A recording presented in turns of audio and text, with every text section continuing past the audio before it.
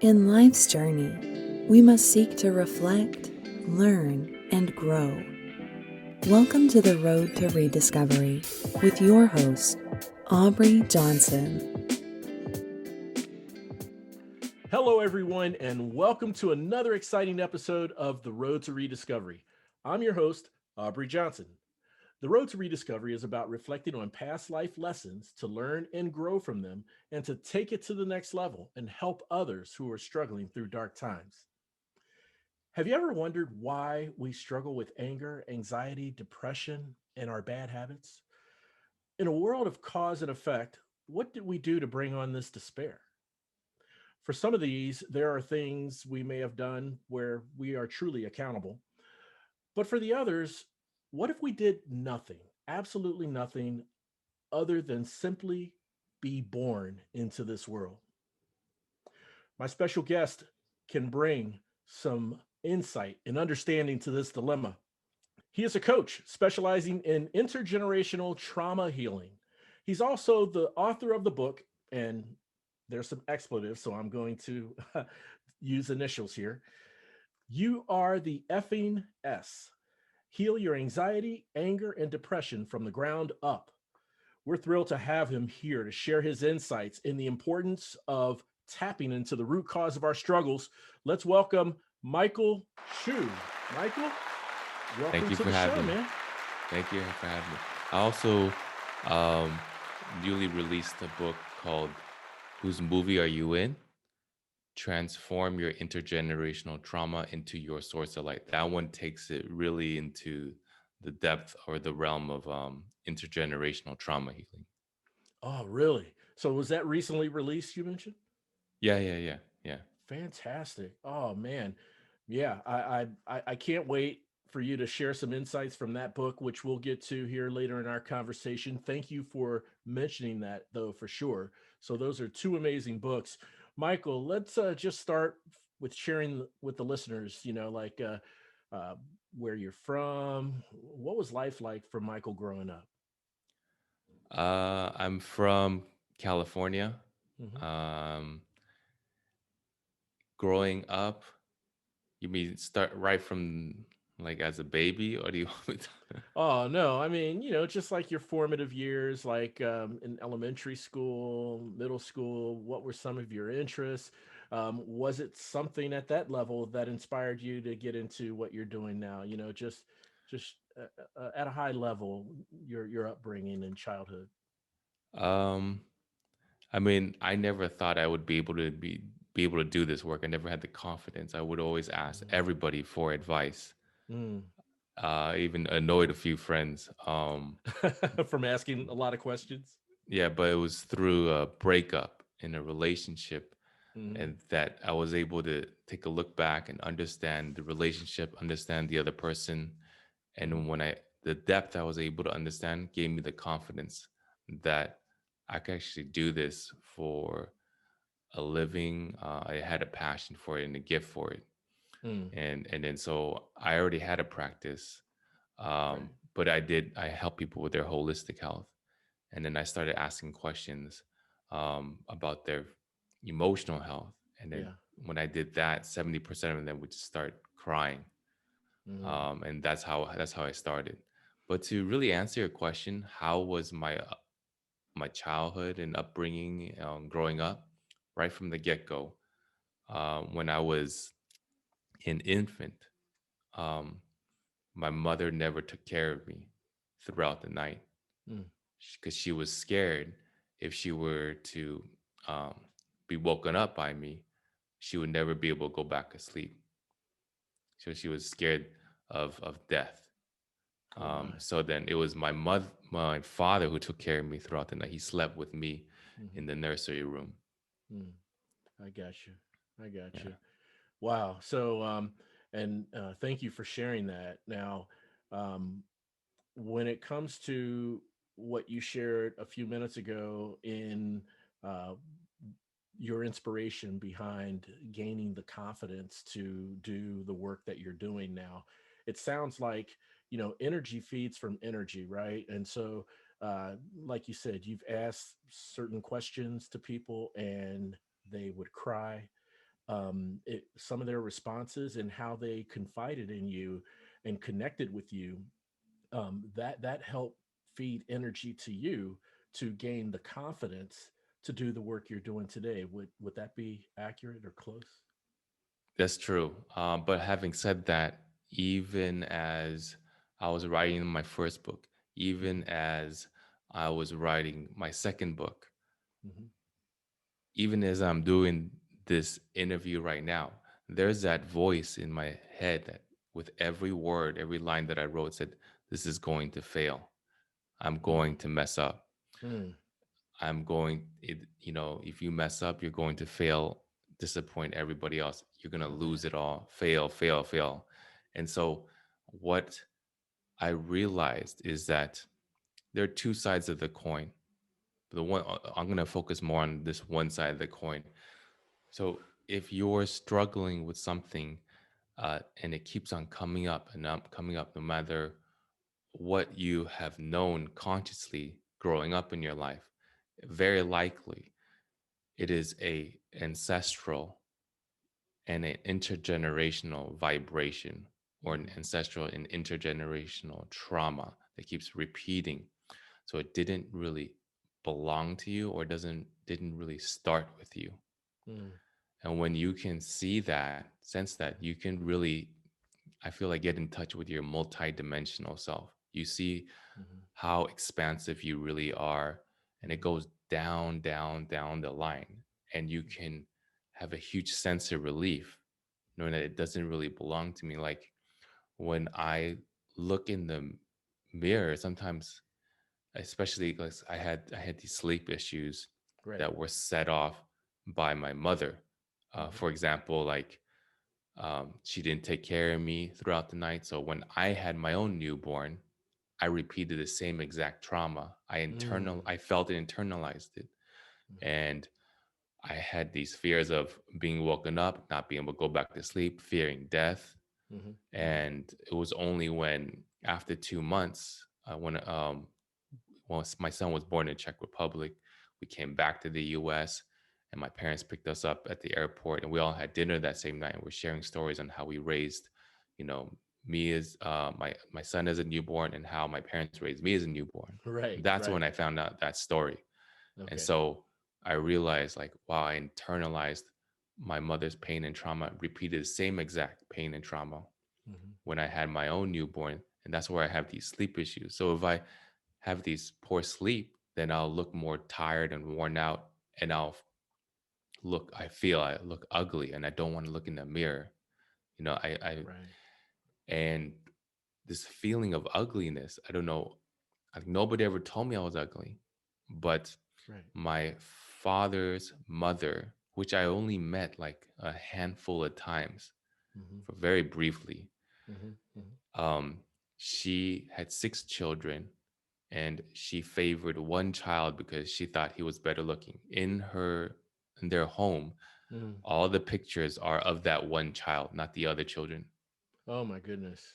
Wow. And when my parents first got married, the first thing my grandma said to my mother is, "You'll never be as pretty and smart as my other son's wife," Oh my gosh. the one that Really? she favored. Sure. Yeah. Yeah. Yeah. Yeah. So so when I feel this feeling of ugliness inside, Hmm.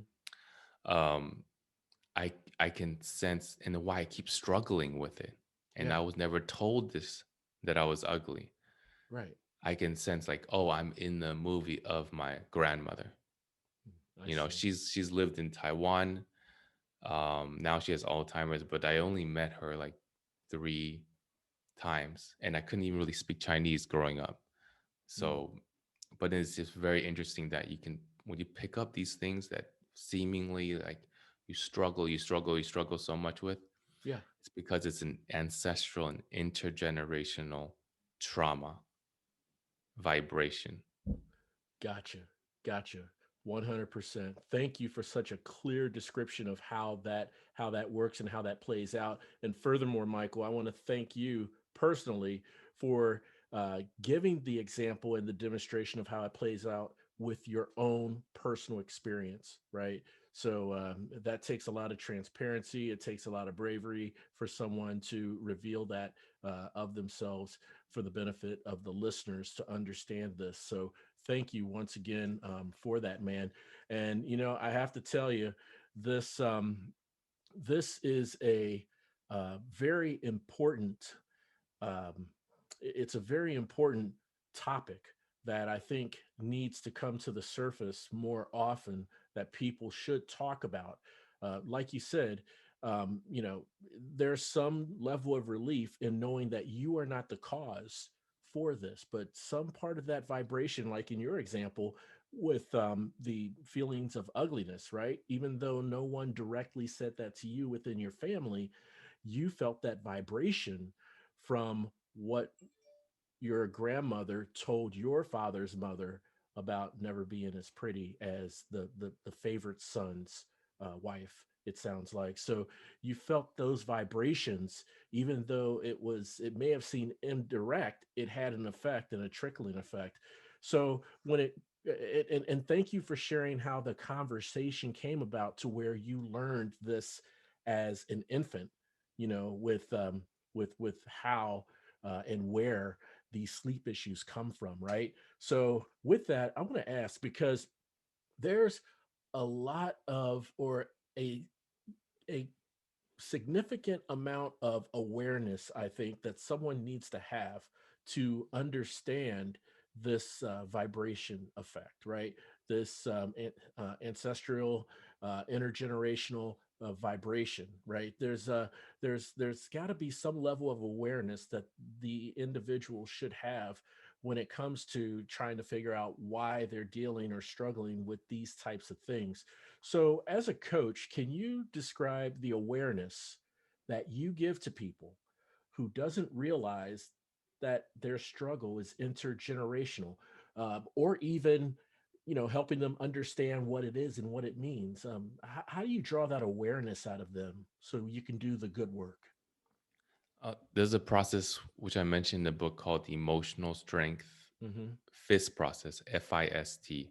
Okay. And so it goes from step A Hmm. to step Z Hmm. to bring about awareness, because people are not thinking about that intergenerational trauma. They're Right. thinking about the problem that's bothering them That's right. or the emotion that's bothering them. That's all that they're really thinking about. Hmm. And so we start off with F, which is feeling. Hmm. People don't like to feel. They're always thinking, and overthinking. But I Right. tell people feeling is healing. And you got to get to the root of your feeling. Your negative thoughts are rooted in negative feeling. Hmm. And they're so fixated on the problem. But the mantra that will help you center yourself is I say, problems bring up feelings in us that existed before the problem ever happened. Now that is poignant, very poignant Yeah. and very profound. In fact, I'm so glad you said this, Michael, because that is actually on a sign that you're holding on your website. Yeah. And that was one of my questions, to share what that means. And I'm gonna repeat it once again for the benefit of our listeners. Okay. uh, Problems bring up feelings in us that existed before the problem ever happened. Can you share that breakdown of what that means for the listeners? Yeah. So we got to get in touch with our feelings, Hmm. but and the act of feeling, because Hmm. feeling is healing. But what we're doing is we're always thinking, overthinking. It's the racing mind, Right. and the racing mind will tell us it is a certain problem causing you a certain negative emotion, negative feeling. So if you fix the problem, Hmm. you'll fix the negative feeling. But the reality is the negative feeling preceded the problem. So even if you fix the Hmm. problem, the core issue, the core negative feeling still exists. Now, Gotcha. that feeling is going to say something negative about you, but it's not true about who you really are. I Hmm. call it cutting the head off the snake. You got to Okay. identify the feeling, you got to pull out the weeds Hmm. so it no longer controls how you feel and think subconsciously. And so Gotcha. that's part of the FIST process. First is feeling, the active Feeling. feeling, and Yep. then I is to identify the feeling. When Identify. identify, And then you identify through something I call the POOF process. PEWF. Problem, emotion. W is a worst fear, worst case scenario. Right. So, for example, problem for me is sleep, not sleeping enough. Emotion, anxiety. Mm-hmm. Worst fear is I'm going to die. Okay. Okay. And you want to think about if your worst fear came true, how would that make you feel about who you are? Mm. And there are three common feelings that come up. I call it FWP: failure or failing others. W is an umbrella feeling with subcategories: Okay. worthlessness. I don't matter. People don't care about me. I'm abandoned. I'm alone. Mm-hmm. Even the Mm-hmm. fear of death, because if you die, you cease to exist. And Yes. P is powerless. Powerless as a protector because you feel immensely responsible for others, or Okay. powerless because you are a control freak, you know, Gotcha. because you need Understood. to be in control. So for me, if I were to die, what really is, I feel like I don't exist. I don't Mm. matter. I'm unwanted. That's Mm. why it really bugs me that my wife is always late. Okay. Yeah. On a Yeah. second date, she was 40 minutes late. Oh, 40. Yeah, I yeah. thought you 40 were minutes. talking like 5 minutes, seven No, minutes, something 40 like minutes that. late. 40. 40 Okay. minutes late. And she said, but then that's just the way she is. And so when she's late, it makes me angry because it makes me Sure. feel like I don't matter. Right. And Right. her life lesson is to be more loving of others and less self-centered. So that's already a life lesson. That's why, so her normal operative is to make self-centered unilateral decisions, which Yes. bug the heck out of me because it makes me feel like don't matter. But she's a Right. trigger though. She's a trigger for my healing. That's something that she Sure. needs to work on, but Hmm. she's a trigger for my healing. So the feeling is I don't matter. Okay. The fear of death is like kind of like is there, but it's Hmm. really at the core of it, there is a feeling like I don't exist. Now, you want to, after you identify the feeling, you go into S, separation, which is about whose movie are you in? Right. Right. What does that mean? You want to ask yourself, do you have the gift of high sensitivity? How do you know? If somebody around you is feeling anxious, angry, sad, or depressed, are you able to feel it, sense it, or pick up on it? Right. If yes, then you are in the category of the 1 out of 5 of high sensitivity and high empathy. And Gotcha. so you apply the same proof process, PWF, to each one of your parents. Hmm. Hmm. And you identify their core feelings and you identify where their feelings came from. So my mother, yeah, has the fear of death. Hmm. Okay. Just like I said, like the house that she lives in, during the day, all the blinds are closed. It looks like it's nighttime. Oh my. You know, she Yeah. lives in a nice neighborhood. The Hmm. All the windows are barred up, alarm system, surveillance system. The Mm. door has a lock, a chain lock, and she puts a chair against the door handle. Mm. You know, Wow. so Yeah. there's a fear of death, and that's why, oh, why I understand why I fear death, and I'm so obsessive about health, so obsessive about my sleep that I get poor sleep. Yes. You know, and so I see that. But what is the intergenerational trauma that planted the seed of all? Right. There's multifacets to it, but my grandmother never really hugged her and always hugged her brother Right. Oh, and okay. said and showed love to her brother and would mock her, you know, Mm. Hmm. and said like, oh, when you smile, don't smile because when you smile, you look like watermelon with seeds. Oh my gosh. Yeah. But my grandma's, I mean, right now she's loving. I love her very much. Sure. Sure. That Of was that course. was during that time. Yeah. Yeah. Um, but I can see, okay, that's what's she feels emotionally abandoned by her mother. Now I can get closer. Okay. But also, you go further down the line. My grandmother grew up in China during World War II, and she she was escaping Japanese and communist invasion. But the thing is, her her mother was her father divorced her mother when she was 5 years old. Hmm. because he wanted a wife that was prettier and more educated. Yes. So, but then the stepmother, that the second wife that my great grandfather married, did not want my grandmother part of the family. So my grandmother was raised by her grandparents. But this is Mm. World War II, Yeah. Japanese invasion, communist invasion, and she's fleeing for her life. Right. And so she flees to her father's new home for safety. Hmm. But when he opens the door, he's disappointed because he knows his second wife will be angry. Right. So with her life on the line, she is not protected by her father. Oh my gosh. Yeah. So now I understand the intergenerational trauma of abandonment.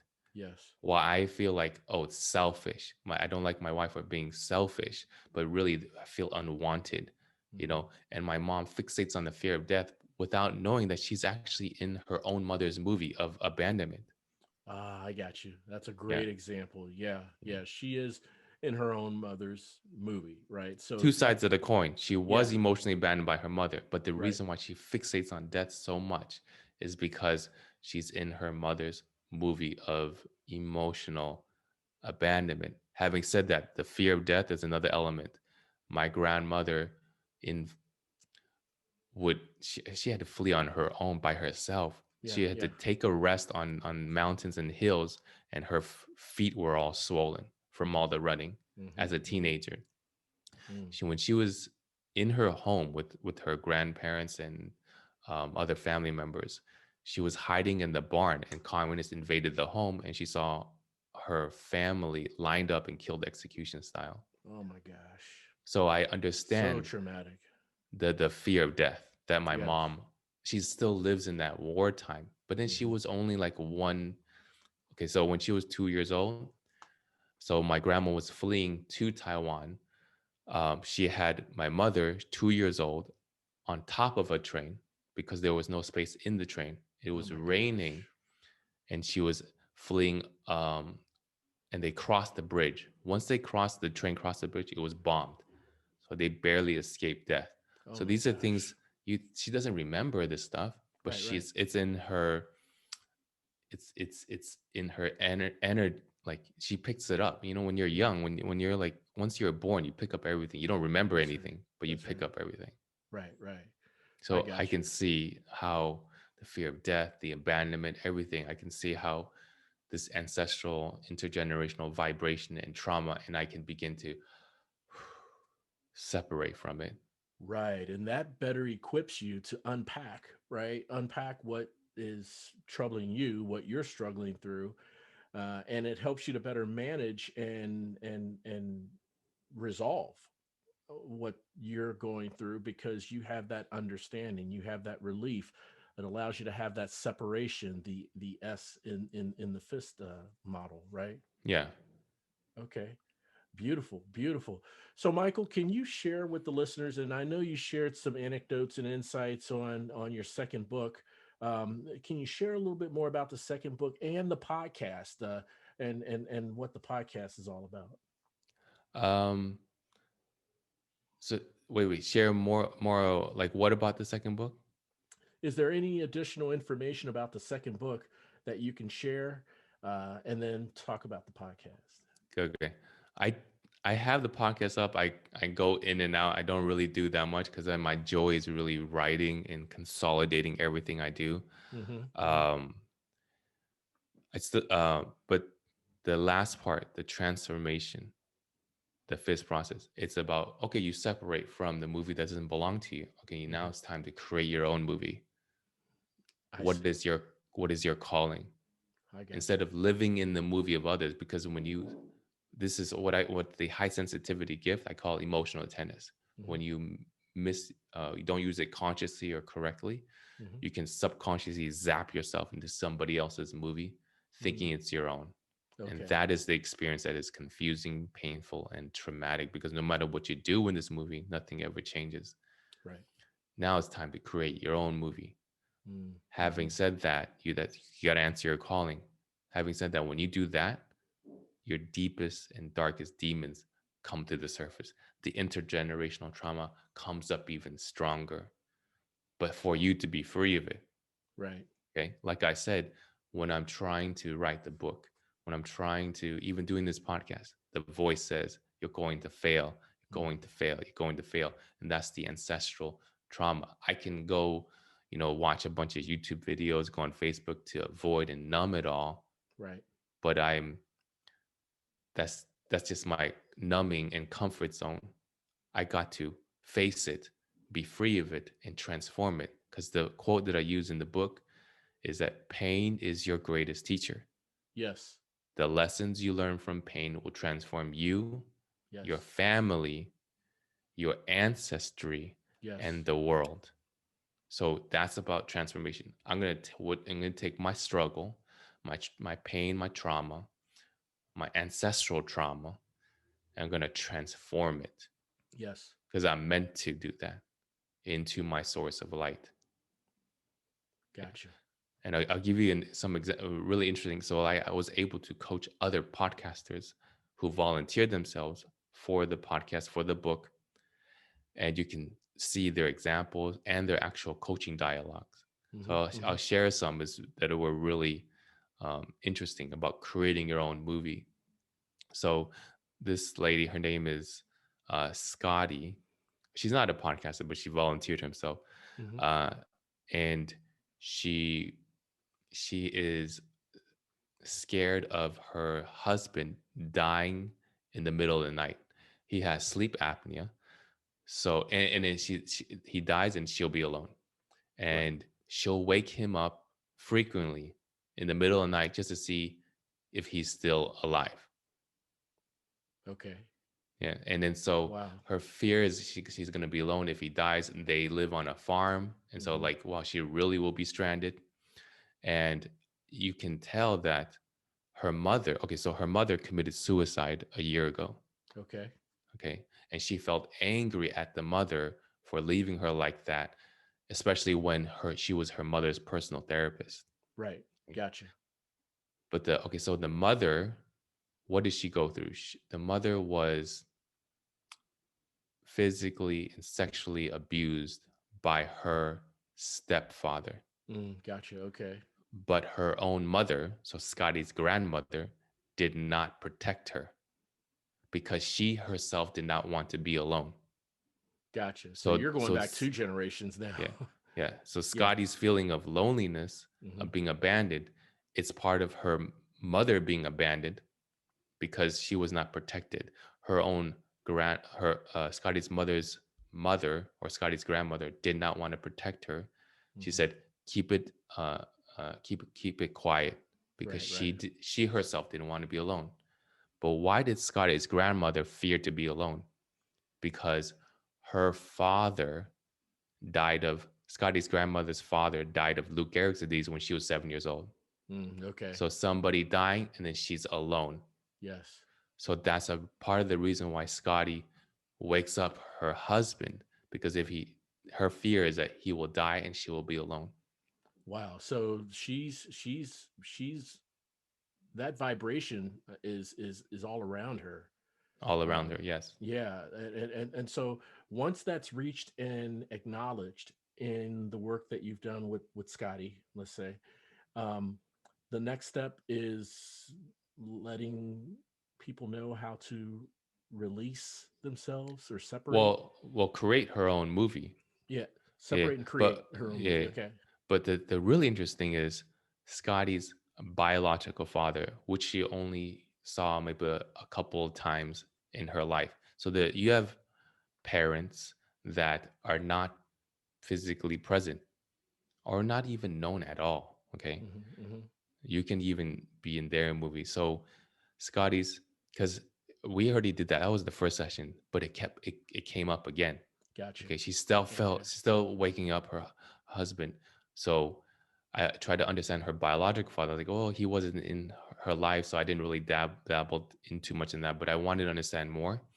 And her biological father and his brother both were orphaned because their mother died of a brain aneurysm when they were kids, Mm. and their father did not want to be in their didn't want to be in their life. So Oh my he goodness. didn't step up to the plate. So he left. So they became orphaned orphans at a really early age. So again, a loved one dying and you become alone, a Yeah. parent dying Right. and you become alone. So then that's why she's fearing that she's going to be alone. Why she fears her loved one, her husband's going to die, I and got then you. she's going to be alone. And I so got you. that's that's really interesting. But then it's time to create her own movie. Her own movie. Yeah. Absolutely. Man, Michael, that is tremendous, man. Thank you for sharing that because, again, that paints a clear picture. And it also illustrates that, you know, this this feeling that she has of him dying and her being left alone, there's an origin to that, right? It's not just the fact that they're together alone on a farm and she'll be all alone when he's gone, but that's just the surface. But then you crack into it and you drill down and notice this intergenerational um, vibration, that's going through when with trauma and despair and feelings of loneliness and abandonment. That's man, that's tremendous, man. You do an excellent job painting that picture, Michael. I want to thank you for that. So where can and how can the listeners connect with you, and where can they find more information and insights from what you've shared with us and more? Wait, one last thing about that's Scotty creating her own movie. Oh, Is sure, it sure. okay? Yeah. So it's time to create her own movie, and so I asked her about that. She loves arts and crafts. She grew up in a lot of poverty, so her Hmm. passion is to make arts and crafts out of anything. Hmm. And Hmm. so she talked about junk journaling, which is like taking any scraps and putting into a notebook, and in that notebook there's a lot of inspirational writing prompts. Gotcha. um, and then she's like, she wanted to try doing this and she started, but then she would always give up because she's like, oh, it's not stable income, I Hmm. don't want to do it. I was like, so what do you fear about not having stable income? She's like, well, Right. I'm going to go into debt, and if I go into debt, I'll go into collections, I'm going to go to jail eventually, and if I'm in jail, I'll be locked in the jail cell, no internet, no connection with friends, I'll be alone again. Alone. It all comes back to that. Alone. So we talked about, okay, junk journaling. Know that. Okay, know again that intergenerational trauma is inhibiting you. Let's transform that. Let's Right. take that as a plus and transform that. So we called it freedom journaling. Freedom is the antithesis of feeling alone. Yes. So Yes. that's taking that pain and transforming it into your source of light. Very nice. Very nice. So, man, I mean, those are practical and strategic approaches to addressing those struggles that she's had for so long. I I I love how you shared and expressed that for the listeners, Michael. Man, no, thank you for that and capping that story off with her for sure. So muchly appreciated um, sharing that story with Scotty.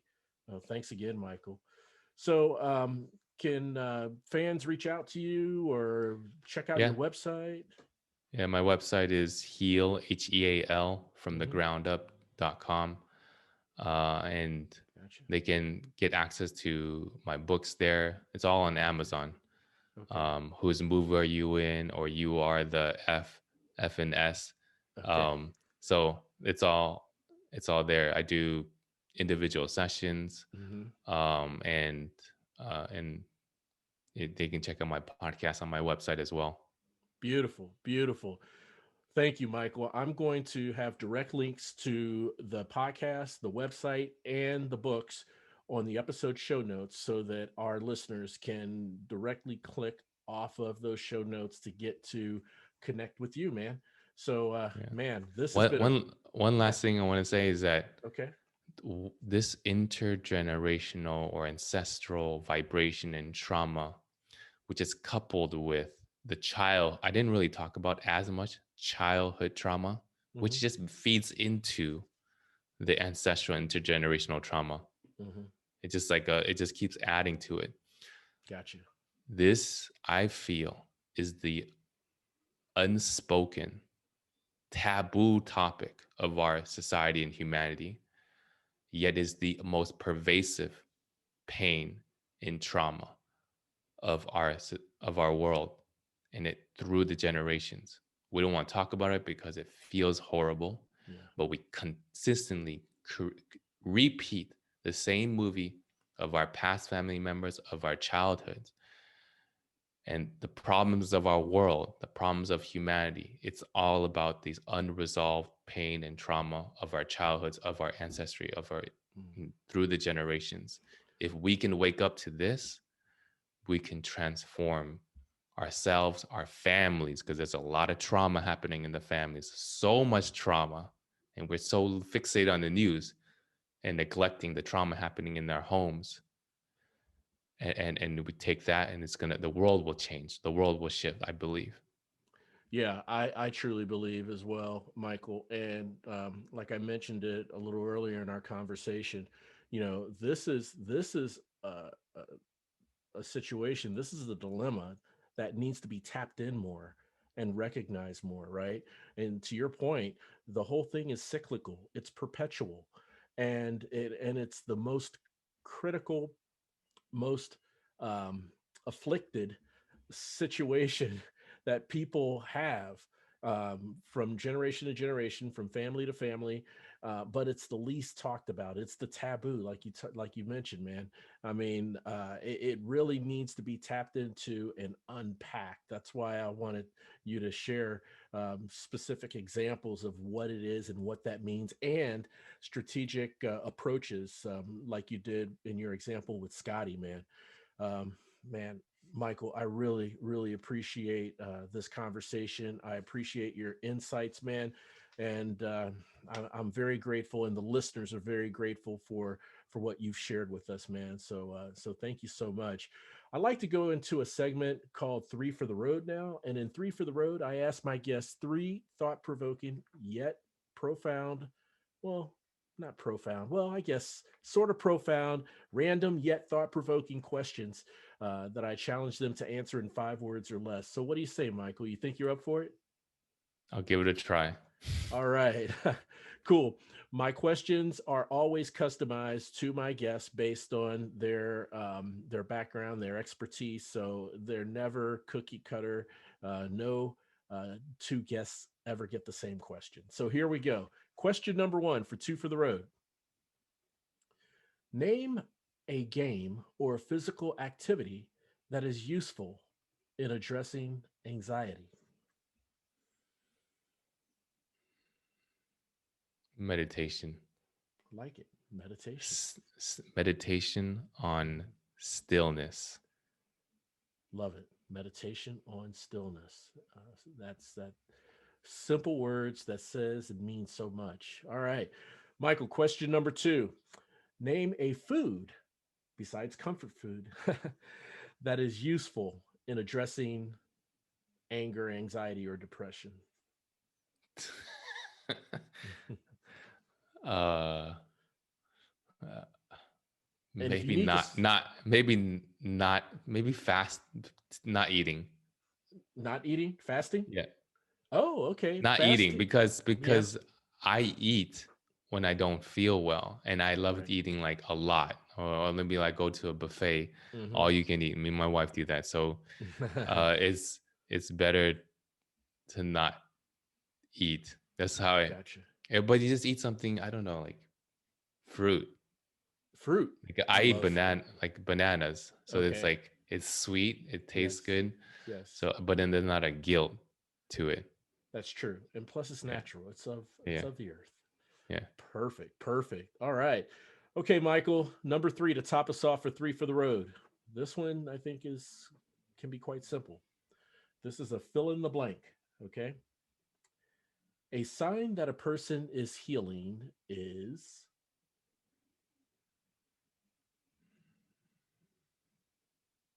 Looking within.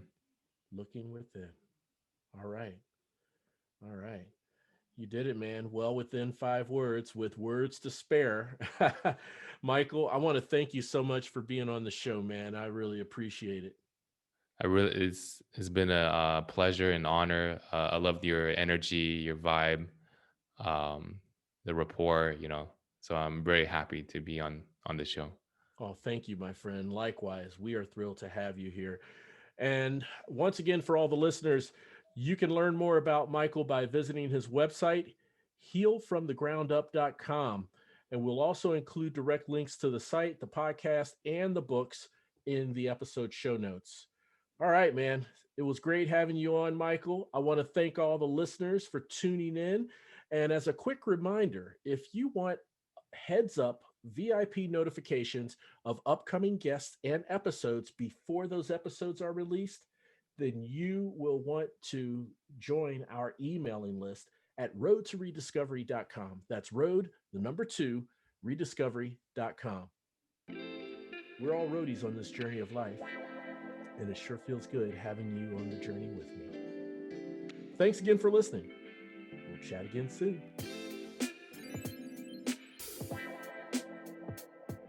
The Road to Rediscovery is an AJ Shark production.